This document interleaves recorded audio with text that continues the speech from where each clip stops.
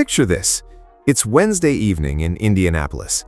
Gainsbridge Fieldhouse is filling up. The Indiana Fever are 90 minutes away from tip-off against the Portland Trail Blazers. Vendors are working the concourse, the warm-up music is pumping, and the most valuable player in the entire Women's National Basketball Association, the woman whose face is on every piece of Fever marketing, every billboard on I-65, every TV spot that runs between commercial breaks, is sitting on that bench in street clothes. No warning, no lead-up, no flagged entry on the injury report from the night before. Just 2 words dropped 90 minutes before tip-off: back injury.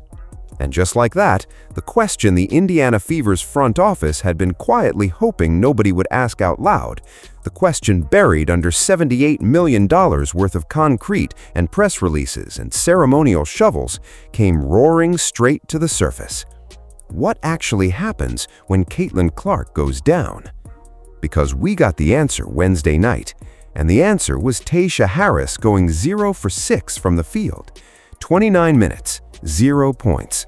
Not because Tayasha Harris is a bad person or a bad teammate, but because Tayasha Harris is what Herb Simon's front office decided was good enough to back up the most important player in the league.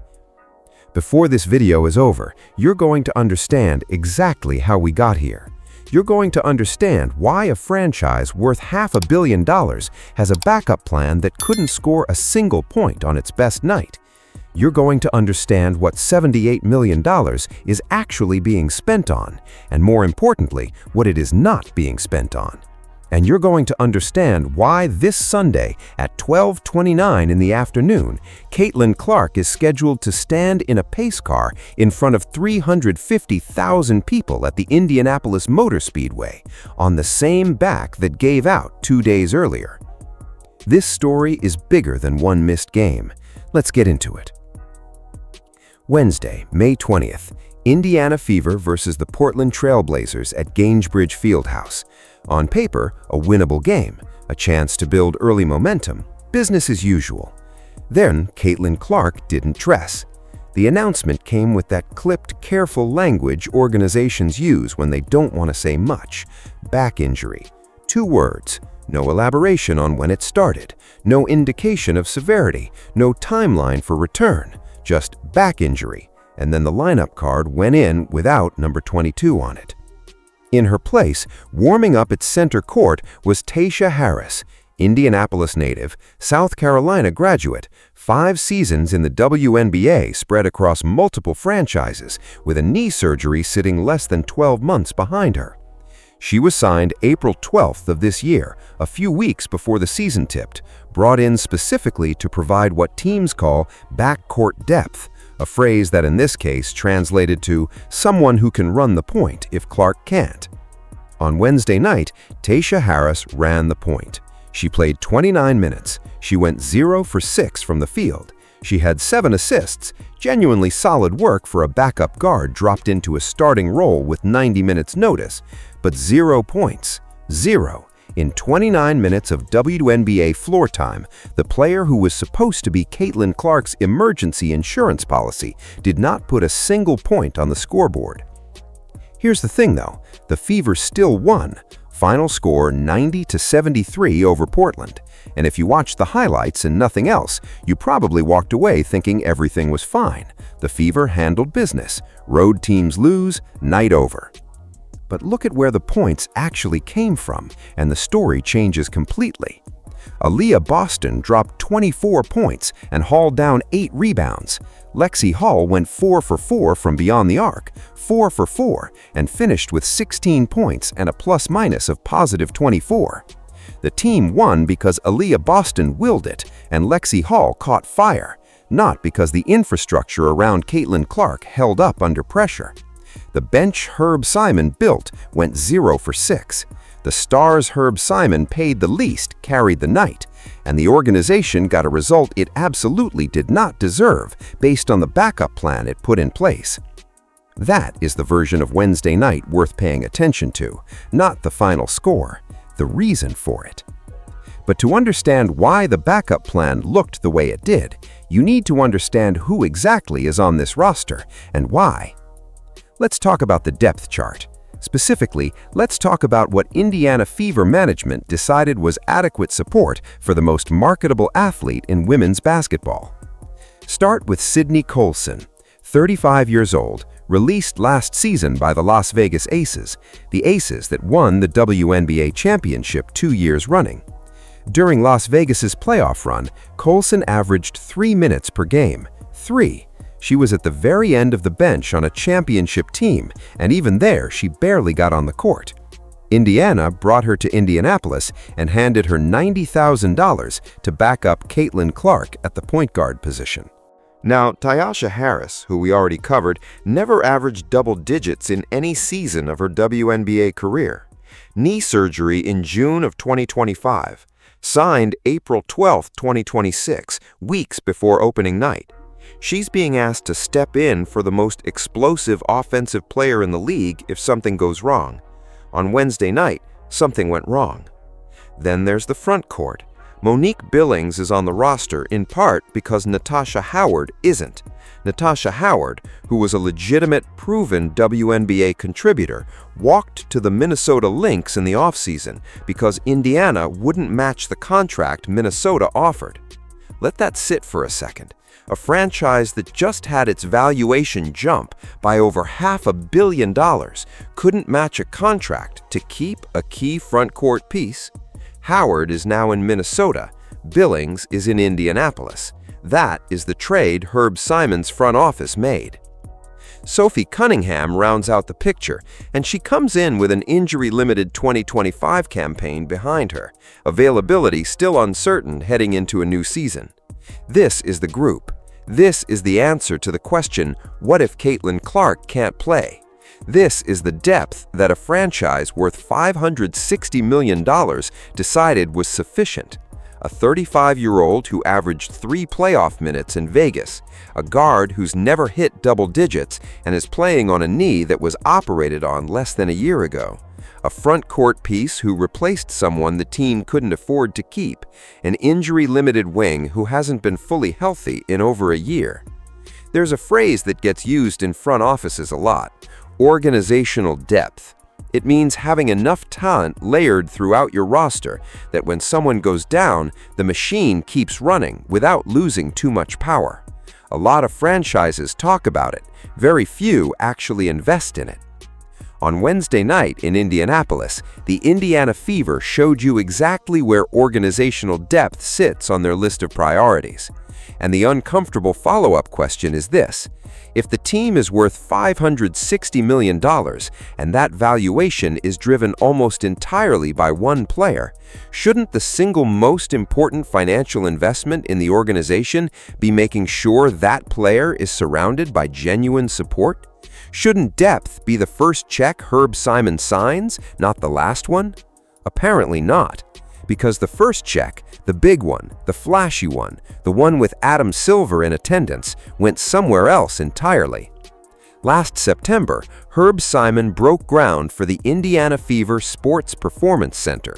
108,000 square feet, 3 stories, state-of-the-art everything. Training rooms, recovery facilities, film rooms, the works. The price tag, $78 million. The projected opening, before the 2027 WNBA season. The ceremony was a moment. Adam Silver, the commissioner of the NBA and the WNBA, flew to Indianapolis personally to be there. He stood at that podium and described Herb Simon as a contributor to every significant development in basketball over the past 4 decades. Kelsey Mitchell and Aaliyah Boston posed for the photo op. The shovels turned dirt, cameras flashed. It was polished, professional, and covered across every sports outlet in the country.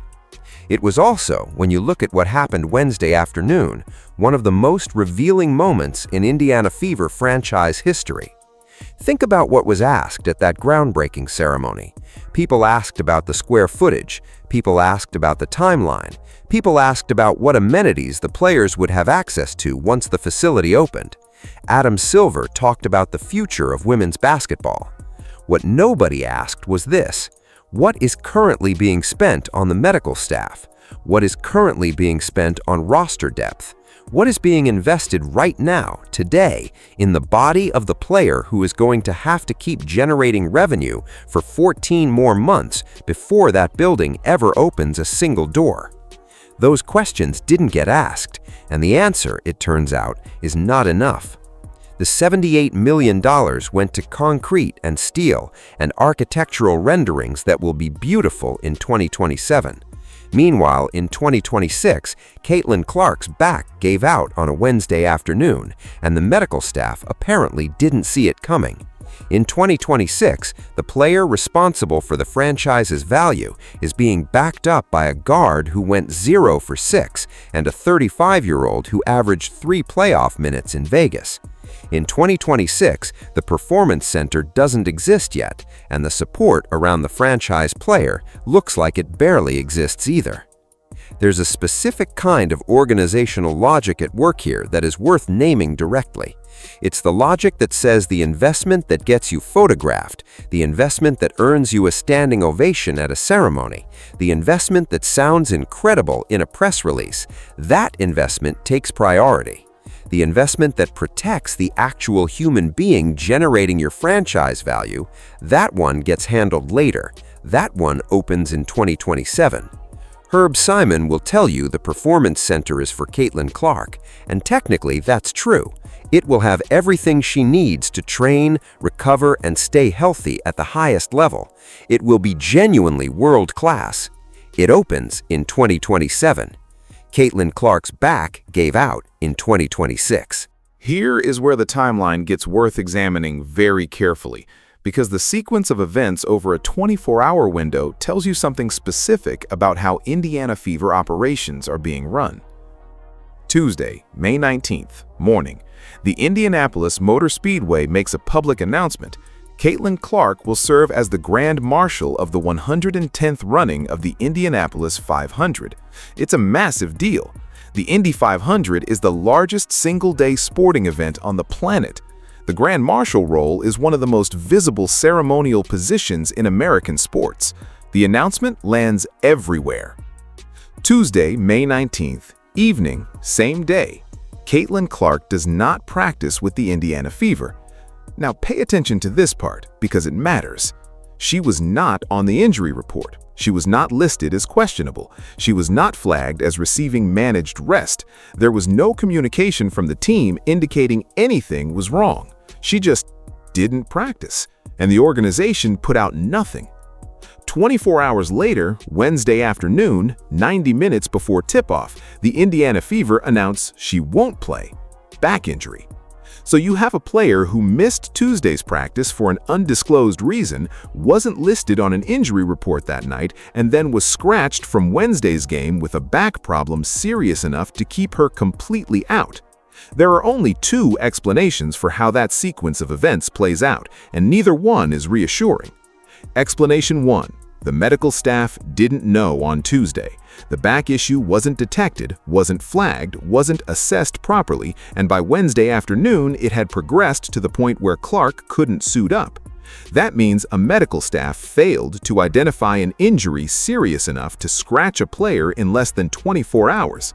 It means the systems in place to monitor the health of the most important player on the roster didn't catch something that apparently needed catching. Explanation 2, the medical staff did know on Tuesday. They knew something was wrong, they knew practice was being skipped because of it, and they made the decision not to put it on the injury report. That means the organization was aware of a developing health issue and chose not to disclose it through the proper channel, the injury report, which exists specifically so that information gets properly communicated. Take your pick. Option 1 is incompetence, option 2 is a transparency problem, and both of them point to the same root issue. The infrastructure around Caitlin Clark's body is not functioning the way it needs to function for a franchise worth $560 million. The $78 million going toward concrete in 2027 is not addressing what failed on Tuesday, May 19, 2026. And until something addresses it, it's going to keep failing. But here's where the story pivots from organizational failure to something that raises an entirely different set of questions. Because 52 hours after that back gave out, Caitlin Clark was scheduled to be somewhere very specific, doing something very public in front of a very large audience. Before we get to Sunday, it's worth pausing on the number that makes all of this so staggering. In 2025, Sportigo, one of the most respected sports valuation firms in the business, assessed the Indiana Fever franchise at $560 million. $560 million. And here's the part that really lands. That represented a 522% increase in franchise value since Caitlin Clark arrived in Indianapolis.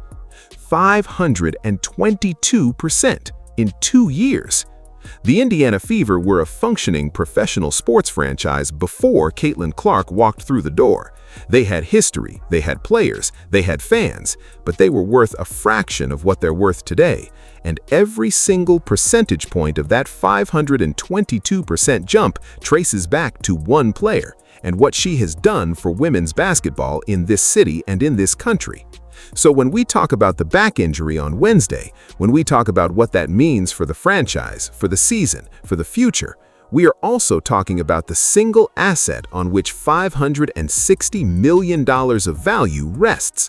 We are talking about the spine, literally, of the most valuable women's basketball franchise in American history. And what was being spent to protect that spine? To protect that asset? To ensure that the player responsible for $500 million in franchise value was surrounded by the depth, the medical infrastructure, and the organizational support she needed. We got the answer Wednesday night, 0 for 6. There is a version of this story where Herb Simon sits in front of a camera and explains the investment logic. The $78 million facility, he would say, is exactly the kind of long-term infrastructure investment that protects Caitlin Clark's career over the next decade. It's about the future. It's about building something that lasts. And that argument might even hold water if the back injury had happened in 2028, after the facility opened, after the state-of-the-art recovery suites were up and running. But the back injury happened in 2026. It happened during the 14-month window between when the shovels turn dirt and when that building opens its doors. It happened during exactly the period when Caitlin Clark's body is being asked to carry the full weight of the franchise without the infrastructure that was supposed to support it. $500 million in franchise value. One back. And on Wednesday afternoon, that back gave out, with no warning from the organization and no backup plan that could score a point. And then the calendar kept moving, because Sunday was coming. 12:29 p.m., Sunday afternoon, Indianapolis Motor Speedway, the 110th running of the Indianapolis 500. 350,000 people in the grandstands, the largest single-day sporting event attendance on this planet. The pre-race broadcast, live on Fox Network, beginning at 10 in the morning. Jordan Sparks singing the national anthem, and then in the pace car, Caitlin Clark standing up through the roof waving to 250,000 people, delivering the most ceremonial line in American motorsport. Drivers, start your engines. It's a breathtaking moment. Larry Bird gave that command. Meggie Miller gave that command.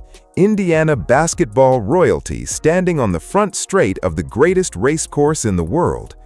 The tradition carries enormous weight in this state, and Caitlin Clark giving that command is genuinely a remarkable thing for Indiana sports.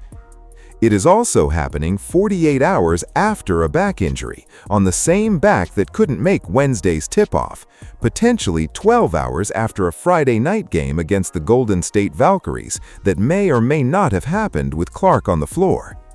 And the question worth asking, loudly, directly, without apology, is this: who decided that was safe? That's not a rhetorical flourish, it's a real question with a real answer somewhere in an office building in Indianapolis. Who looked at the schedule, saw the back injury Wednesday, saw the Grand Marshal commitment Sunday, and signed off on that sequence of events? Here's something that almost nobody in this conversation has mentioned. Caitlin Clark didn't originally accept this role. When the Indianapolis Motor Speedway first approached her about serving as Grand Marshal, she couldn't say yes. The Fever schedule at the time made it impossible. She turned it down. In 2026, with a different schedule configuration, someone accepted on her behalf. Someone inside the Indiana Fever organization looked at the calendar, looked at the Indy 500 invitation, and said yes. That decision happened in an office, not in Caitlin Clark's living room. It happened inside the organizational structure that Herb Simon has owned and operated for 35 years. And now, 48 hours after a back injury that nobody saw coming, the player is committed to standing in a pace car in front of 350,000 people because an office made a call months ago that nobody thought to revisit in light of Wednesday's developments. Is the Indy 500 beautiful? Yes. Is it a tremendous honor? Absolutely. Is it appropriate to put an athlete with a fresh back injury through that commitment 48 hours later with no public acknowledgement of the conflict? That is the question Indiana Fever management should be answering right now. And as of this video, they haven't answered it publicly at all. Larry Bird gave that command on a healthy body. Meggie Miller gave that command on a healthy body. Caitlin Clark will give it on a back that broke this week, in an organization that didn't see it coming, committed to a ceremony that nobody thought to reconsider after Wednesday afternoon. To understand where Indiana Fever management is in 2026, you have to understand who has been running Indiana basketball since 1983. Herb Simon bought the Indiana Pacers 43 years ago. Small-market NBA franchises were genuinely difficult to sustain back then. Cities losing teams, ownership groups folding, franchises relocating to bigger markets. Simon kept the Pacers in Indianapolis when keeping them there required real commitment. That is a genuinely meaningful piece of NBA history, and Simon deserves credit for it. Indiana Fever ownership followed in 1999 when the franchise came into existence. That's 27 years of signing the Fever's checks, 27 years of making the calls that define what kind of organization this is. In 2024, the Naismith Memorial Basketball Hall of Fame inducted Herb Simon as a contributor. Adam Silver introduced him personally at the ceremony. The plaque hangs in Springfield, Massachusetts. It represents what Simon has built in basketball: the investment, the stability, the longevity, the commitment to the sport in a city that loves it. 24 months after that induction, the player whose arrival lifted his franchise value by more than $500 million, who made that Hall of Fame contribution look prescient rather than merely historical, sat on a bench in street clothes because nobody in his organization saw a back injury coming. The player who made the Fever worth $560 million, who made that Hall of Fame contribution look prescient rather than merely historical, was scratched from a game without warning, backed up by a guard who went 0 for 6 and committed to stand in a pace car 48 hours later. This is not an argument that Herb Simon is a villain. This is not a take designed to dismiss 43 years of investment in Indiana basketball. None of that is the point. The point is accountability. The point is that franchise value does not accrue in a vacuum. The $560 million that Simon's Fever franchise is worth today was not built by the Performance Center groundbreaking. It was not built by a Hall of Fame induction. It was not built by Adam Silver flying to Indianapolis for a ceremony. It was built by Caitlin Clark playing basketball at an extraordinary level, game after game, season after season, on a body that is now telling everyone it has limits. And when that body hit its limit on Wednesday, May 20th, 2026, the answer Herb Simon's 35 years of ownership gave the basketball world was Tayasha Harris, 0 for 6, 0 points. That is the gap between the plaques and the press releases and the shovel ceremonies on one side, and the actual roster, the actual medical staff, the actual depth chart on the other. That gap is the story. Here's something worth noticing about the team that plays the Indiana Fever on Thursday night. The Golden State Valkyries, a first-year expansion franchise, built from scratch by Natalie Nasi in 12 months, assembled almost entirely from leftover expansion draft selections and free agent signings that nobody else prioritized. The team that in their very first WNBA season made the playoffs. A franchise that didn't exist 2 years ago has already accomplished what took the Fever years to achieve in their early days. What the Valkyries accomplished in year 1 was about organizational clarity, about knowing exactly what you're building, why you're building it, and making sure the investments you make actually match the goals you've stated. It's not glamorous work. It doesn't generate a lot of ceremonial photographs, but it is the kind of work that produces a playoff team out of expansion scraps in 12 months. Meanwhile, across the league in Indianapolis, a franchise worth $560 million is heading into Thursday's rematch with a backup guard who went 0 for 6 and a starting point guard with an undisclosed back issue on a 48-hour turnaround. The most invested franchise in women's basketball history, and the question of whether Caitlin Clark is healthy enough to play is being answered on the fly, game by game, with no apparent plan and no real depth to lean on. The Performance Center will fix some of this, genuinely. When it opens before the 2027 season, Indiana's ability to keep Clark healthy, to track her recovery, to manage her workload across a full season, all of it will improve significantly. The facility is not a bad investment. It is a good investment made at a pace that leaves a dangerous window open. That window is 2026, the entire 2026 season. 14 months of games and practices and road trips and ceremonial pace car appearances, all happening before the building that's supposed to protect the franchise player actually opens its doors. 14 months of Caitlin Clark playing on a roster that went 0 for 6 when she sat down.